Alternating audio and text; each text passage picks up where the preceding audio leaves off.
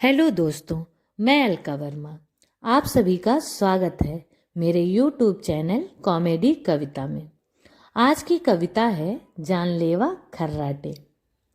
खर्र खर्र घूं घूं ये आवाज़ें रात को बहुत सताती हैं। खर्र खर्र घूं घूं ये आवाज़ें रात को बहुत सताती हैं।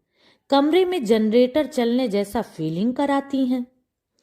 कोई खर्राटे लेने वाला अगर बगल में सो जाए, कोई खर्राटे लेने वाला अगर बगल में सो जाए तो रात काली हो जाती है। ऐसा कोई अगर जीवन साथी बन जाए, ऐसा कोई अगर जीवन साथी बन जाए तो जिंदगी पनौती हो जाती है। शादी के 36 गुण मिलाने के साथ साथ शादी के 36 गुण मिलाने के साथ साथ खर्राटे की बात भी पूछ लेनी चाहिए। बाद में कोई धोखा नहीं हो जाए इसलिए बाद में कोई धोखा नहीं हो जाए इसलिए पहले ही साथ सोकर देख लेना चाहिए।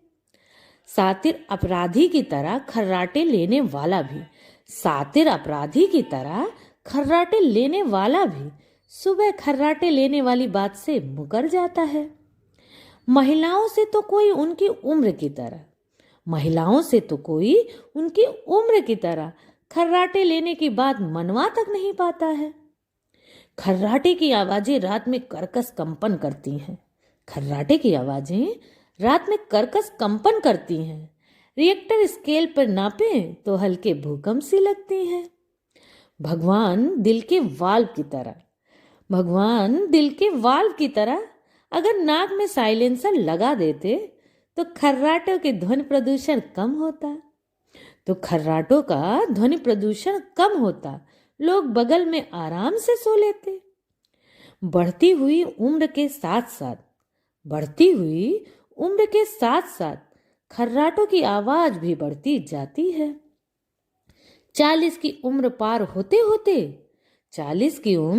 पार होते लाउड स्पीकर से भी तेज हो जाती है। नाक में घी डालना, करवट सोना, ध्यान और योग। नाक में घी डालना, करवट सोना, ध्यान और योग खर्राटे रोकने की कोशिश कर देती है अस्त। फिर भी कोई फायदा नहीं हो पाता। अंत में दूसरों को ही होना पड़ता है अभ्यस्त। ऐसे ही मजेदार कविताएं सुनते रहिए और चैनल को लाइक, शेयर, सब्सक्राइब करते रहिए। धन्यवाद।